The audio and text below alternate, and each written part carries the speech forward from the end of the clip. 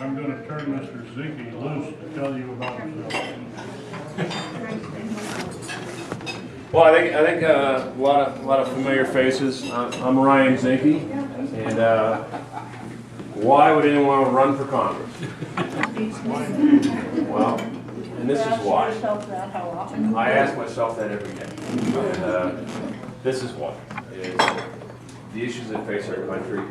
We all know about Obamacare, and it was a promise by the President of the United States that you could keep your insurance. And you can keep your doctor. That was a lot.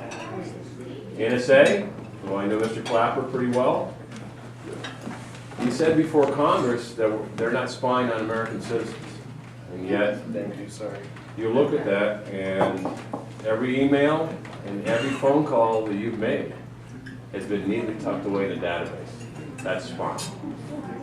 The IRS, if they don't like you, they're free to intimidate you, harass you, and senior IRS officials take the Fifth Amendment with pay and walk out. Benghazi, we left two heroes to die. And we could have rendered aid, and we chose not to. And it was a lie to cover it up. So I think it's time we stop making promises we can't keep. Let's talk about the truth. Because truth in America is important. The truth is we have 47 million Americans on food stamps. We have about 80 million Americans that are out of the job force. 1/3 of Americans can't pay their bills on time. 50% of college graduates can't find a job on their vacation. And probably what's worse is that no one trusts the United States government. I mean, do you? And I've toured around Montana and around the states, and I asked that question, and I asked for hands, and I can tell you it's horrifying that we no longer have full faith in our government. So, what's happened to Washington? And what's happened to America? And it doesn't seem like, no matter who we send to D.C., that we can stop the downward spiral. I mean, the Democrats haven't fixed it. The Republicans haven't fixed it. The Tea Party hasn't fixed it. And I guess that's why I'm running, is that in the military, when all else fails, you send the Navy SEALs.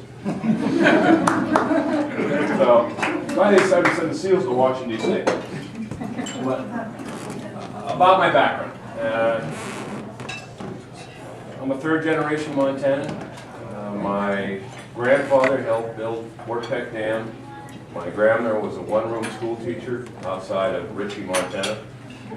And like most Montana families, we migrated where the job was. I grew up in Whitefish. Born in Bozeman, when my folks were going to school. But primarily I grew up in Whitefish. I remember Helena, as a kid, being a bustling, big city. I think you probably need an anchor downtown because Helena is a pretty quiet, city downtown. Very happy. I was in the Navy SEALs for 23 years. I did command SEAL Team 6, commander at SEAL Team 6. But also fought in Bosnia, Kosovo, and many other places. What you might find interesting is my daughter is a Navy diver, and my son-in-law is an active duty Navy SEAL. I told my daughter two things. Don't join the Navy and don't marry a Navy SEAL. But, when it comes to life and death, I can tell you leadership counts. And I was honored to lead, I think, our finest men and women on some of the most difficult and complex missions that this nation has ever asked our troops to conduct. And no one wants to go to war least than me. Because, as I mentioned, the troops just to me aren't faces. The troops are our sons and daughters. conscious of making sure that we should not fight unless we have to, and then when we have to, we need to fight to win. And that means make sure that our troops have everything they need to win decisively in the battlefield, and then we have to have a plan to bring home. And we have long forgotten about the exit strategy, and that's part of it. Well, one thing the SEALs do really, really well is we define a mission. And this is my mission. I want to restore and build America. And the America that I grew up in. And that America were self-reliance, determination, hard work, were valuable. Growing up, it didn't matter, if the barn was on fire. It didn't matter, and you never asked the question whether it was a Democrat or a Republican or a Libertarian. You just put the barn out.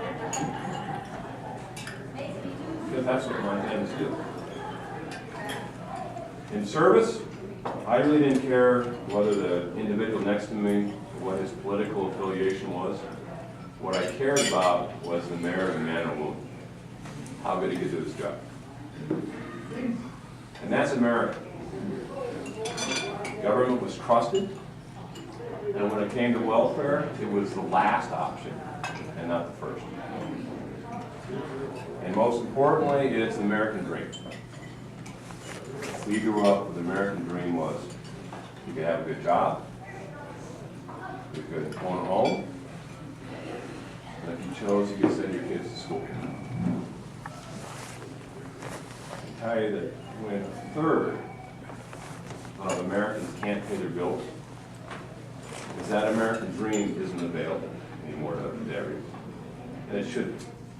And it can be. So what do we do about it? What do we do?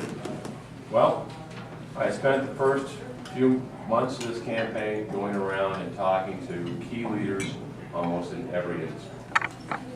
And the consensus is the same.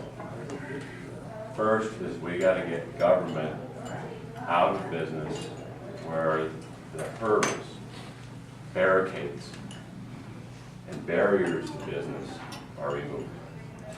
In 1 year alone, 2012, unelected bureaucrats, those are not by rule of Congress, but by those bureaucrats, and I'm not saying bureaucrats is a bad word, but bureaucrats by rule authority inflicted about $3.6 trillion of damage on business. 3.6 trillion. That's about equal to our budget in 1 year.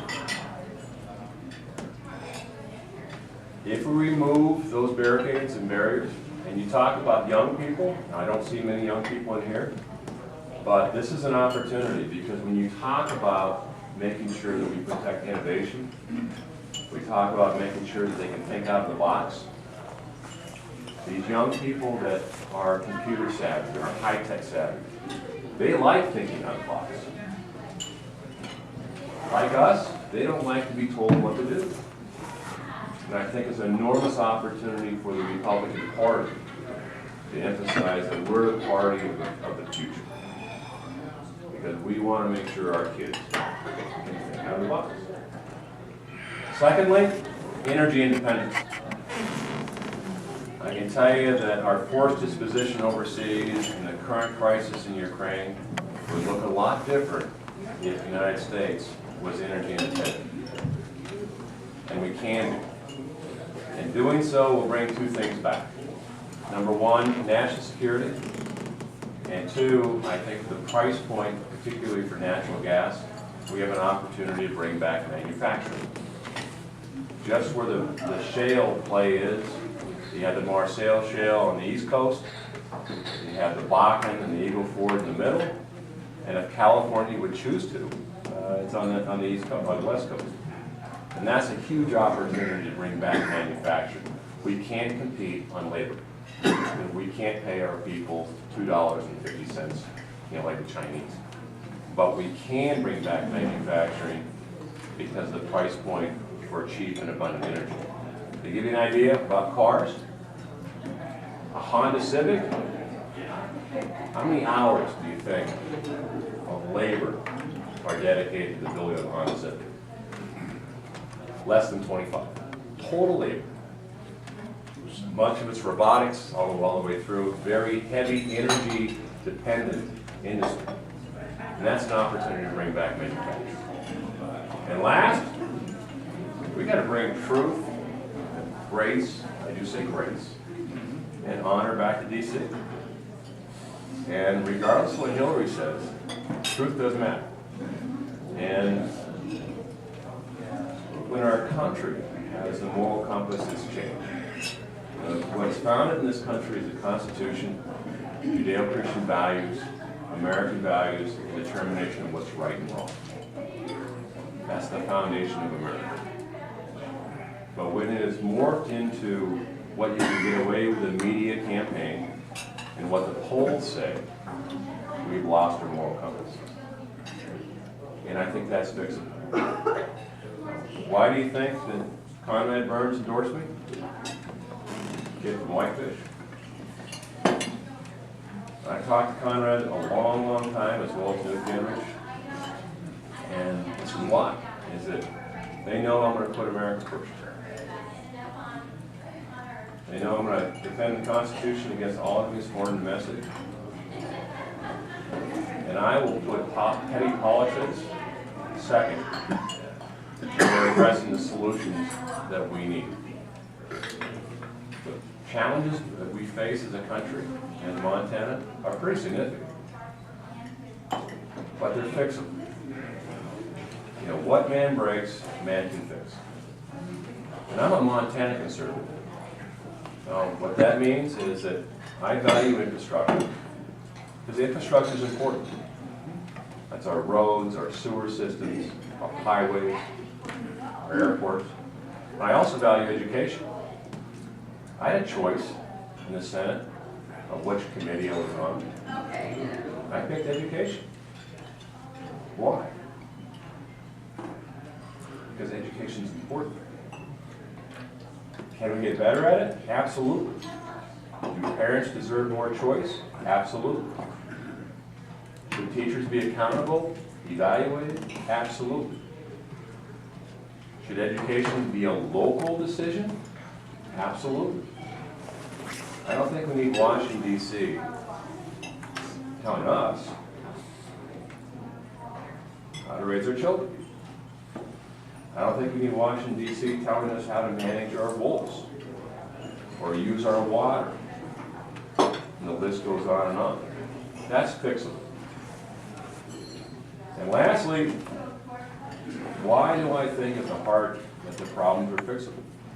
I can tell you, because the strength of our country has never been the strength of our government.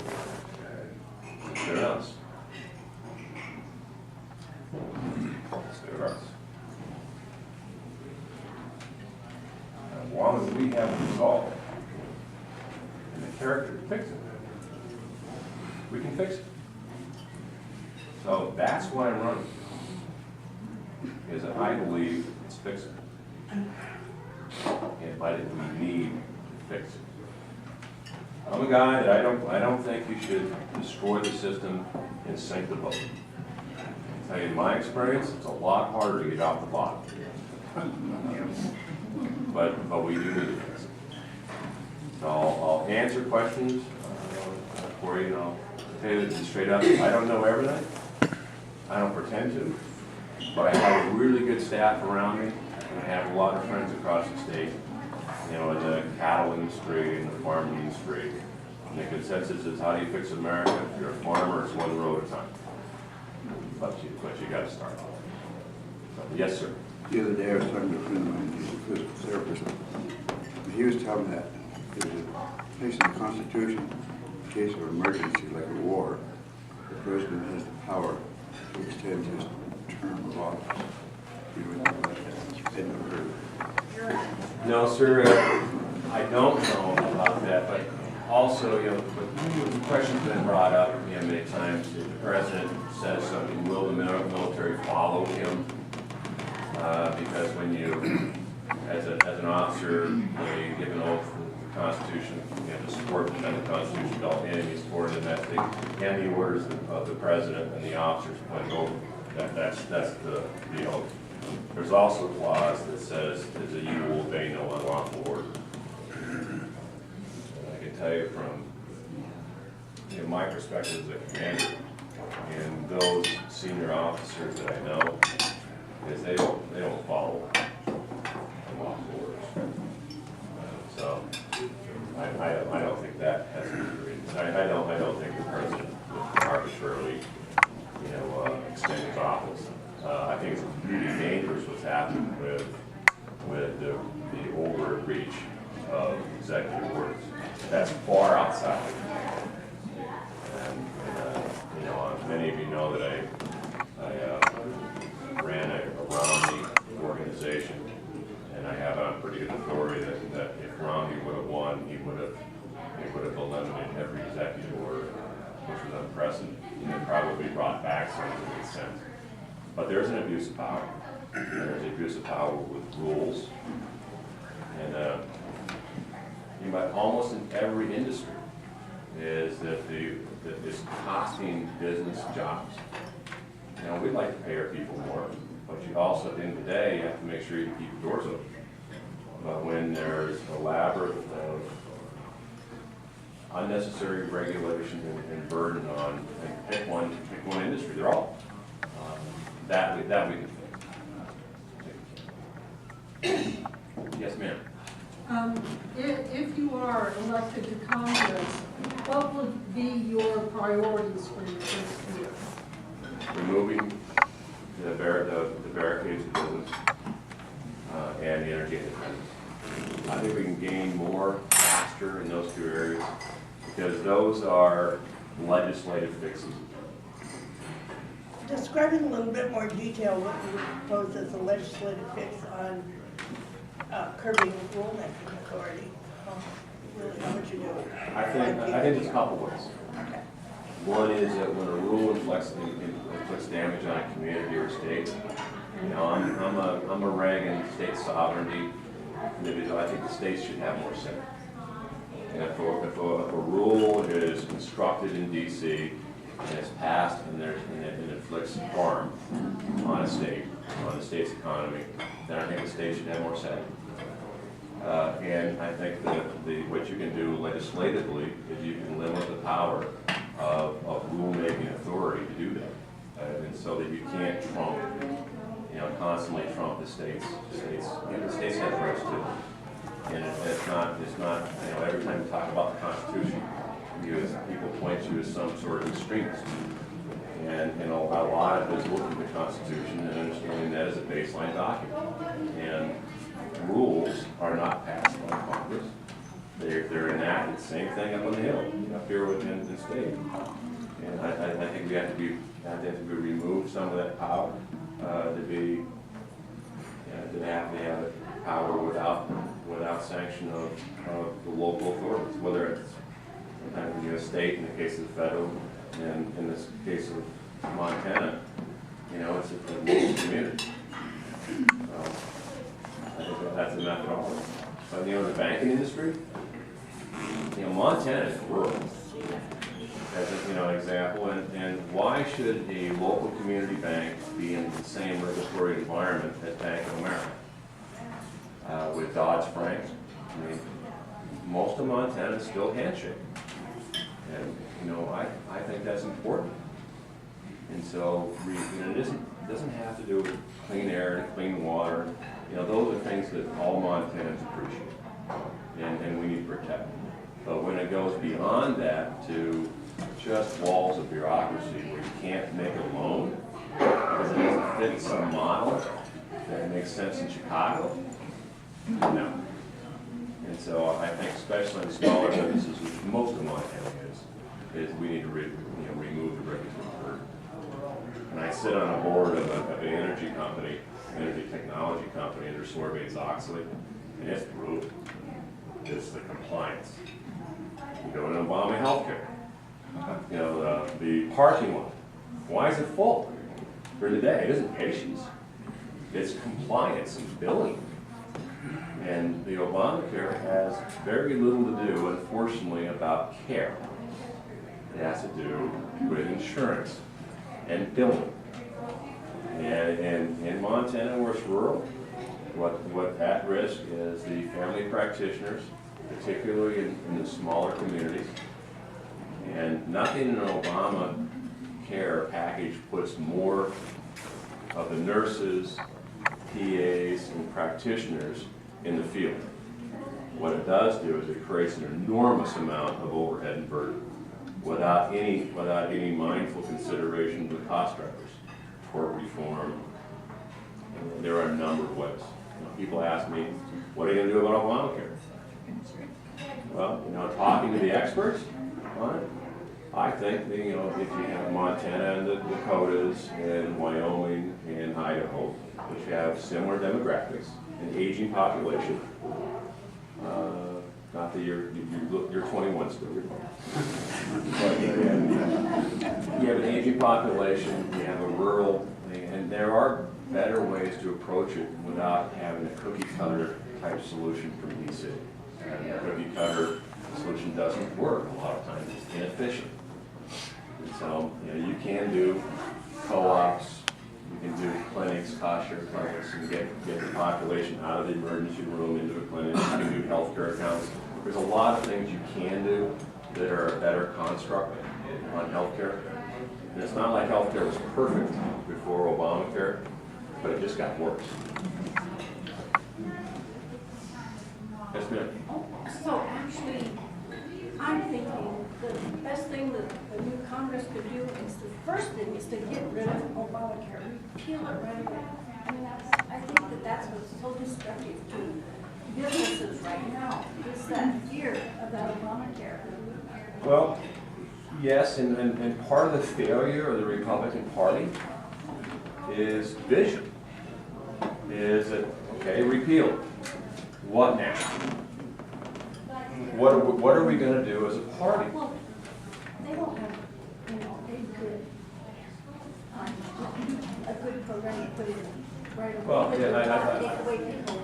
Well, I think first you have a program you can keep your doctor and keep your health insurance. That's the first thing, right? But I think as a Republican Party, is that probably the last time the Republican Party had a vision was Newt Gingrich. Whether you agree with The 10-point plan. Well, Copying him. yeah, and reread Contract of America. You may not agree with everything in there, but it was a vision and a construct of where the party was going. But in the last election with Romney, who I thought was going to win, and when Romney lost, I went through the denial, depression, recovery. We all did. We all did. Okay, so why did we lose that election? People through fraud and all that, but a lot of it is that if you lose 63% of the Hispanics, you lose 55% of the women, you lose 73% of the Asians. Why? Aren't we a party of innovation? Aren't we a party of opportunity? Aren't we a party of small businesses, great wealth, individual wealth? Aren't we a party of individual freedom? Absolutely. So why? I don't think we had the vision on a lot of key issues. What are we going to do about immigration? Are we going to remove 25 million people? Or are you going to give a work visa, earn citizenship through time, make sure you value add it, make sure you have the skills we need, make sure you follow the rules a long time, maybe you serve your country and speak English. That's a vision. And I think that's a vision that America can move on. And it goes, energy policy goes down the line. I think we need a clear and defining vision. And this is part of what SEALs do. SEALs make teams. Yes, sir. Okay, so does the Republican Party have a vision for this upcoming election? Have they put one together yet? Well, I'm trying to do three I haven't things. heard of it. Well, I'm trying to do three things. I'm trying to fix the Republican Party in Montana. Wow. Yeah. We're trying to mend East and West because there's tension between East and West. And the further you go east, the more tension there is in a lot of ways. and I'm trying to save my country. Now, of the hardest, maybe fixing the Republican Party in Montana is maybe the most challenging. And I view it as kind of we're all one line. And you know, the unfortunate part is that line has circled the wagons and we're shooting it. And I kind of view it as a line. You need the right folk. You know, so you need those guys that are pressing the issues. Really, they're the first ones that raise their hand and signal we have a problem. So the right side of the Republican Party, I think, is very important. The left side, and this is of the Republican Party, also needs to do their part. That means they need to volunteer. They need to be more active in campaigns. They can't let their eye off the ball. And they can't spend like the other side. And so they have to show financial restraint too. And lastly, you know, libertarian. Where does Montana sit? Montana sits right next to Pennsylvania. And that means we are right of center financially, and we're pretty much middle when it comes to social issues. Because Montana is pretty independent, and you know, we are Christian, but we also were pretty private. And libertarian views, if libertarian views means less government, more personal freedom, most of Montana would agree that they follow that philosophy. The issue is if you vote libertarian, then you vote Democrat. Let's just call it the way it is. Doesn't mean I'm going to hate you as my neighbor, but don't tell me you're for freedom and less government.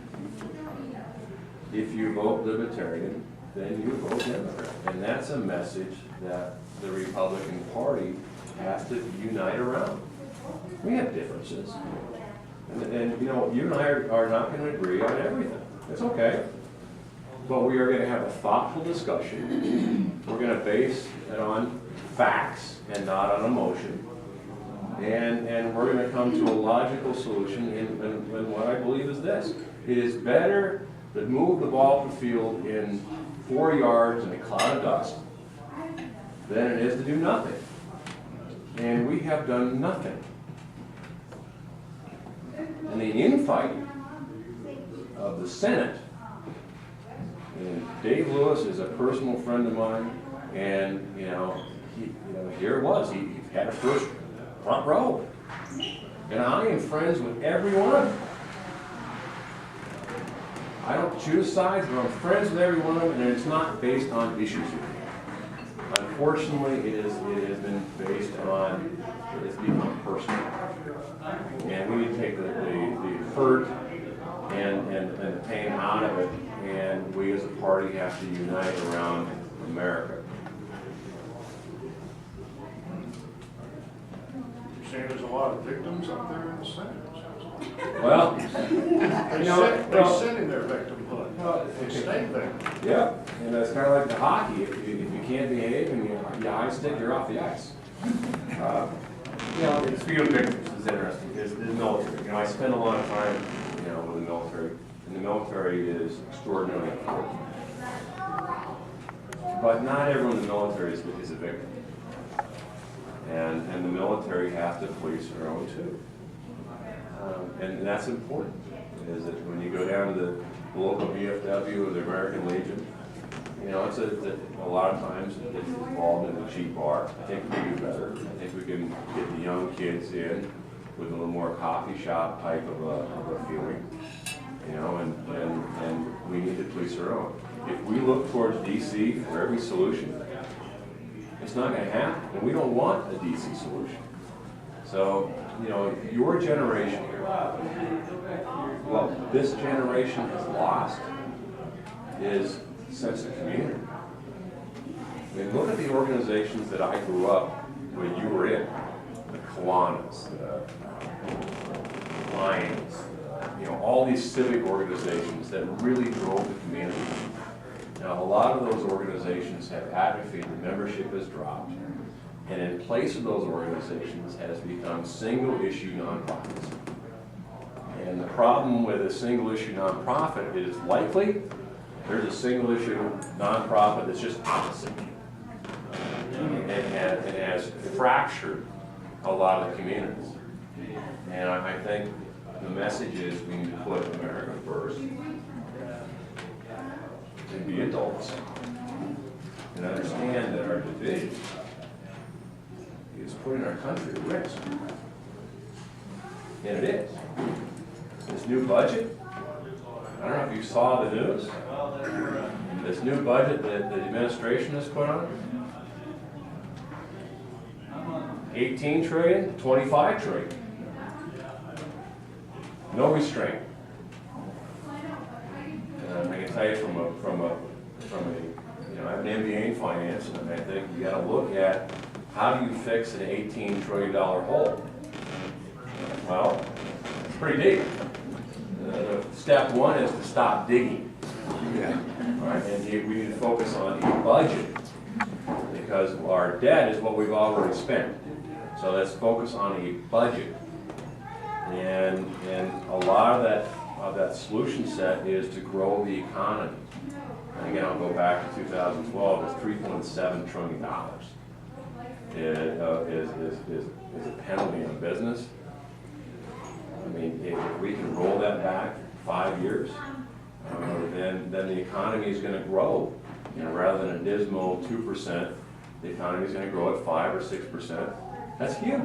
But didn't he have like a tremendous amount of money in new spending, government spending, to try to create? I mean, it was horrible. I call it a self-licking ice cream cone. is that even in Helena, government really doesn't create jobs. And the private sector has to run and have the ability to innovate and grow. And Montana has enormous opportunity to grow the right jobs. I mean, Eric Smith I went to high school with one heck of a quarterback. He's in charge of bowling up here. And they're going to expand. They may expand to 800. For Helena, great. Those are good jobs that are outside of the government sector. I think overall the report in Montana is mixed. And Billings is growing, Bozeman is doing very well, Helena is growing at Helena's typical pace. But you go up to the Northwest, and when I grew up, Libby was a double A. You can't find a job in Lincoln County, and because it's lack of access to forests. And even though the timber's there, they can't get to it without multiple lawsuits. And I think we can move forward on that and relook at the Equal Justice Act to make sure that if the incentive is not to mine, not to log, not to drill, then we need to reshape that, where there has to be an incentive to be fair, and jobs in our future has to be weighed in. And right now, it comes last. And as a senator, I had the entirety of Glacier Park in my district. The entirety of Glacier Park. And I was sensitive to the people who sent me there, because that's who voted for me. And I made promises that this is what I would do. And I did exactly what I said I did. So as your congressman, I outlined what my priorities are and my promises, and no one can pressure me. Nope. No, I do it all. But I don't yield to pressure. I yield to higher principle. And I've been wrong. I've been doing so is Dave, so is every legislator out there. You make the best decision on the information that you get, and you learn. And as long as you learn from it, you're going to be stronger coming after. And I think America, we're waking up and we're learning that our present course and speed is wrong. And we need to change. hopefully, will be stronger for it. Yes, ma'am.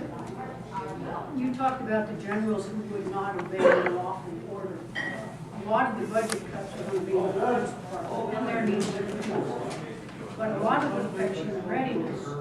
And if a unit isn't ready to go, whether it's a brigade or a division, do you think the generals will have the courage to say, we can't go, you can't send us into Ukraine because we are not configured to do the mission, and I'll resign before I'm going to send my guys in to die? I think, well, I'll address the budget cuts first. Is that the scale of the problem is we always talk about cut this, cut, you know, I've heard cut the Department of Education, cut the Department of Commerce, and you can cut everything, and it won't stop the whole how big we are. So the problem we have is significant. The budget cut that was the budget for the Department of Defense, I think, was exactly on its head. What it did is it cut research and development, it cut frontline troop strength, it cut our ability to fight. And it left all the bureaucracy in the back. I mean, it is exactly opposite. You know, I'm pretty confident that a group of warriors can look at the Department of Defense budget. It's enormous. And I think we can trim the fat in the back. If you're 7 echelons away from anything fighting, I think we had to have a discussion. And how you do it, you can put a hiring freeze in. You can take, you know, budget and go 1% rather than an automatic growth each year. You can undo that. Add the state of Montana to it. It grows on its own, right? You can stop that and actually contract a year automatically too. There's ways in place. As far as fighting goes, if we have to go to war, I think we'll go. You guys have been over there too many times. Yeah, I mean, we'll go the way we are. Depends on the size of the mission. Well, it depends on I'm not advocating any stretch of imagination of extending a carrier battle group into the Black Sea. That is enormously a problem. But I can tell you our position would be a lot better if we were energy independent. Because a lot of what's happening in Crimea, and I've been to the Black Sea, and I've been to port, and I've seen the Russian Navy as it is. It's sinking. But you know, leverage. I think energy is. And you asked me one of the questions was what I'd work on first, and I think the energy solution part of America. I mean, if you have the energy, where we're not held hostage by foreign oil. That's huge. And if we can remove the barriers to business and let them run, let the businesses run without interference from Washington, D.C., including education or schools. You know, I spent a little time in Winnet. I don't know if you know where Winnet is, but right next to Ritchie. Right across from Two Dot. You know, and it's a small school, and they do very, very well, and they're well above the average, and they have about 3 administrators, and all they do is fill out the same form 15 times and send it to OPI. Their greatest nemesis is just paperwork, because they would like to evaluate, they'd like to look at the students, they'd like to spend more time in the instructive mode, you know, rather than the administrative mode. And you know, that's fixable. That's a man-made problem. So, you know, I'm an advocate for, you know, if you look at the school lunch program, if it's a federal program, then let the states execute it and send it to the local people. They'll tell you how to do it. But we don't need, you know, a 4-year discussion from the Department of Education on whether pizza is a vegetable. You know, I don't know how many millions of dollars was spent on that discussion. You know, I think Winnet can make let him make that call. I go vegetable myself. Novel idea.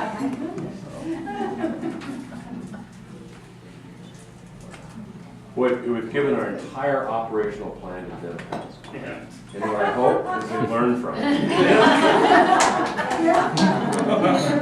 Mr. question? Yes, ma'am. I think it was a senator up the legislature. They were trying to get federal money and matching money. And I thought it was such a wise thing. He said, you have to remember, it's just the other pocket. And to taxpayers, that's what it is. You're either got your federal taxes or your state taxes. And when you're trying to match federal money, you're still taking them from your other pocket. Well, other people's money is so easy to spend. We all enjoy it, if it's other people's money. That's why, dads should not give a credit card. But you're right, and there are, the great pitch always is that it's going to save money. Because the state's share of something seems like a good deal, you bring more people in. And, the dramatic expansion of the legislature, which is going to be on the ballot this year, the number is somewhere between 70,000 or 60,000 and 72, and Dave probably knows the numbers, more than I do. It's actually up to about 90. 90, okay, it keeps on raising. And you look at the states around us, Dakota has in the 20,000 range, 25,000. South Dakota, which is, about the same. Wyoming is about the same. Idaho, twice the population, far less than ours. So why do we have 90,000 people that qualify? Montana's poor. That's the problem. I mean, when you have, on the east or the west side, when you have a tourism-centric economy, the average wage is about 18,000. So it's not a lot. That means you got to qualify for everything, right?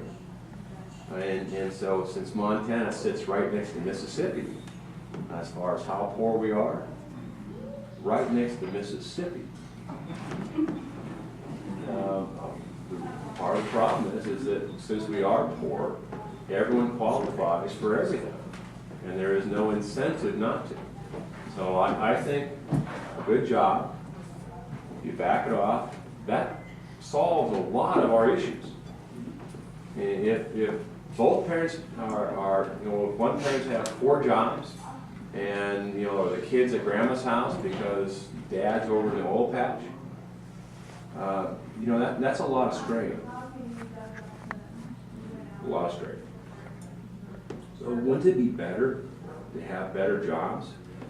And so there's someone at home when the kid gets out of school, where grandma could be a grandparent rather than a parent. And I love being a grandparent. I think it's great. I have 2. Check them in, spoiled, check them out. Don't forget to feed them chocolate before you send them. Every day. Grandpa Ryan's a hero. But I think it is about preserving the legacy of Montana, about being independent. And you can't be independent if you're beholden to a government. And, I invite you to drive slow through Brown. Some of the Indian reservations, nowhere is more apparent than dependence and yoke of government. More than some of the tribes that have a 70% unemployment rate. And so, you go back to, if you want to feed someone, you got to, teach a person how to fish rather than there and get one. I wonder where I heard that before. One more question. Let us give one more question. We're a quarter after, so you should be going to happen this afternoon. What's the consensus? Do you want to keep going here? What's our schedule?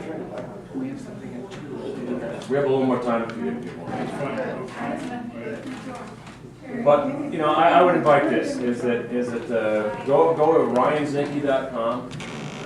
We have a great website. If you haven't seen the 4.5-minute movie, I encourage you to. I encourage you to share it, among your friends. It's a great film. It kind of explains where the campaign, what our priorities are, kind of a background. It's a 4.5-minute film. I encourage you to sign up. We're going to need everyone's help. I think John Lewis is going to be a difficult opponent. He is well funded. Not much of a story out there, but he's well-funded, and he'll shape, their story. And Hilltop organization, this is how they do it. They send trackers as they wait for you to mess up, and they hide their candidate, and they're deceitful in their ability to distort, to lie, cheat, and steal about, and they run a very negative campaign. I mean, did you know that Romney hated women? Hated. We have a whole notebook full. Yeah, or didn't pay taxes, or this is the modus operandi of our good Montanan from Butte Democracy. This is the way they roll, and Republicans, this campaign is going to be straight up Reagan, because we're not going to say a disparaging word about our opponents. We're going to run a very positive campaign, and our message is the sun is not setting on America. Way to go. Paid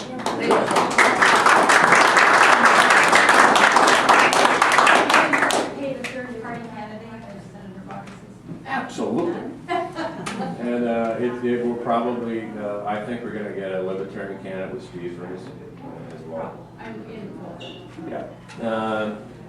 Rick Hill, who I like, and Rick Hill lost. A lot of it had to do with the libertarian candidate who was living in an RV without power outside of behind he's telling. And to a great degree, the libertarian candidate Dan Cox was responsible for Denny's demise, and it was a lot of it was funded from the left. Very insidious. But I think the message, again, and the reason why I spent a little time on while we may be libertarian in our views, we have to vote Republican.